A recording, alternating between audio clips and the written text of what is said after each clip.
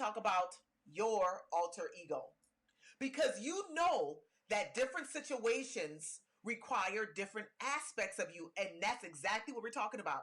It's just sometimes we as women forget. We can turn on wife, we can turn on mama, we can turn on work, but then in other areas we hide, or in other areas we don't activate the pieces of us.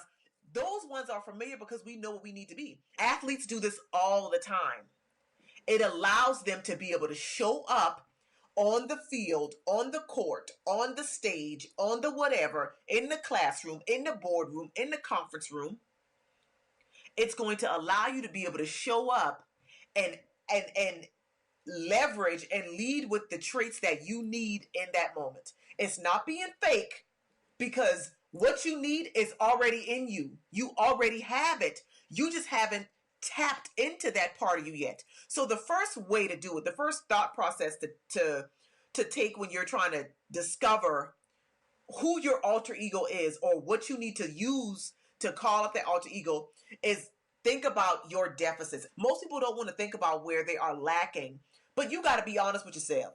Those instances where you say, I wish I was confident at work. I wish I was self-assured. I wish I could stand up in front of a room of people and project my voice. I wish I was decisive. I wish I was courageous. I wish I was assertive.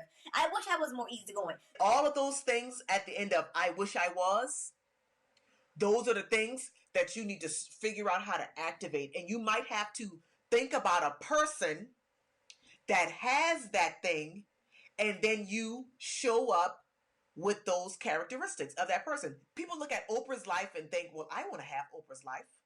I would like to be able to, own my network and do all the things that Oprah does.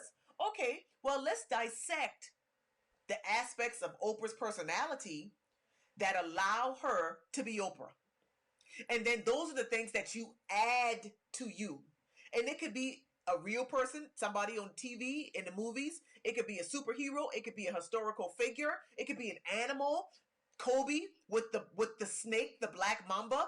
It could be anything. But you think about the characteristics or the traits that you admire in that other being, and then you add those to you.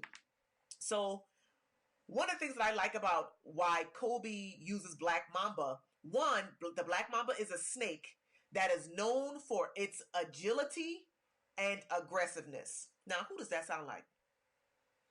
You could identify with the lioness, the queen of the pride.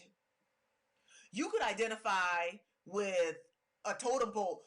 Whatever it is.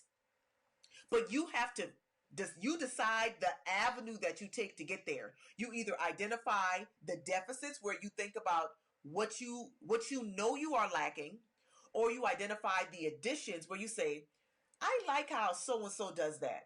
I'm going to start doing that. The alter ego gives you space between the version of you that is attached to how you see yourself and the performer you. The performer you is different than the way that you, when you see yourself. I would imagine when Beyonce gets on the stage and, is doing her singing, dancing, and she is Sasha Fierce mode, and the critics, have something to say about her performance, she can put some distance between, because y'all not talking about Beyonce, y'all talking about Sasha Fierce. That's a different aspect of me, so I don't have to take that on. So it gives you a little bit of safety and comfort, because then the closest version of you doesn't feel attacked.